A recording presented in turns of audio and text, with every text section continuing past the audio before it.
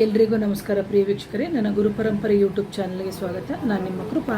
ಇವತ್ತಿನ ವಿಷಯ ಏನು ಅಂತಂದರೆ, ಎಷ್ಟೋ ಬಾರಿ ನಮಗೆ ಪ್ರತಿ ಬಾರಿ ಇಂಟ್ರ್ಯೂಗೆ ಹೋಗ್ತಾ ಇರ್ತೀವಿ ಅಥವಾ ಇಂಟ್ರ್ಯೂಗೆ ಹೋದಾಗ ನಮಗೆ ತುಂಬ ಫೇಲ್ಯೂರ್ಗಳಾಗ್ತಾ ಇರುತ್ತೆ. ಒಂದಲ್ಲ ಎರಡಲ್ಲ 3 ಕಡೆ ಹೋದಂಥ ಸಂದರ್ಭದಲ್ಲಿ ನಮಗೆ ಫೇಲ್ಯೂರ್ ಆಗ್ತಾ ಇರುತ್ತೆ.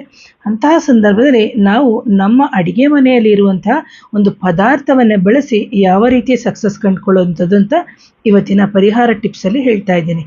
ಸೊ ಯಾರಾದರೂ ನನ್ನ ಚಾನಲ್ನ ಮೊದಲನೇ ಬಾರಿಗೆ ನೋಡ್ತಿದ್ರೆ ದಯವಿಟ್ಟು ಚಾನಲ್ನ ಸಬ್ಸ್ಕ್ರೈಬ್ ಮಾಡಿ ಆ್ಯಂಡ್ ಲೈಕ್ ಮಾಡಿ, ಶೇರ್ ಮಾಡಿ, ಕಮೆಂಟ್ ಮಾಡಿ.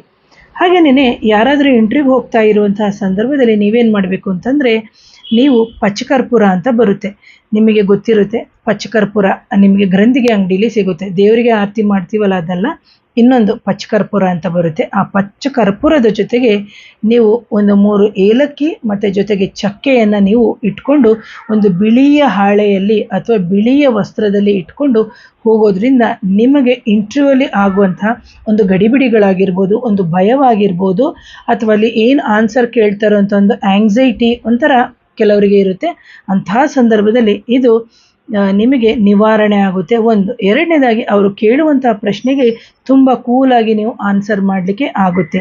ಹಾಗೆಯೇ ನೀವು ಇಂಟರ್ವ್ಯೂವಲ್ಲಿ ಸಮೇತ ಸೆಲೆಕ್ಷನ್ ಆಗೋಕ್ಕೆ 90% ಇದು ಹೆಲ್ಪ್ ಆಗುತ್ತೆ ಅಂತ ಹೇಳ್ತೀನಿ. ಹಾಗೆ ಯಾರು ಇಂತಹ ಪರಿಹಾರಗಳನ್ನ ನೀವು ಮಾಡ್ಕೋತೀರಿ, ಇಲ್ಲ ಮೇಡಮ್ ನಮಗಾಗಿಲ್ಲ ಅಂದರೆ ನಿಮಗೆ ಯಾವುದೋ ಸಮಸ್ಯೆ ಇರ್ತದೆ, ದಶಾಭುಕ್ತಿ ಸಮಸ್ಯೆ ಅಥವಾ 6 8 12, ಇಲ್ಲದ್ರೆ ಮಾಂತ್ರಿಕ ಬಾಧೆ ಅಥವಾ ನೆಗೆಟಿವ್ ಎನರ್ಜಿ ಈ ಥರ ರಿಲೇಟೆಡ್ ಆಗಿರುತ್ತೆ. ಸೊ ಅಂತಹ ಸಂದರ್ಭದಲ್ಲಿ ಕೆಲವು ಪರಿಹಾರಗಳು ನಾವೇನೇ ಮಾಡಿದ್ರೂ ಆಗಲ್ಲ.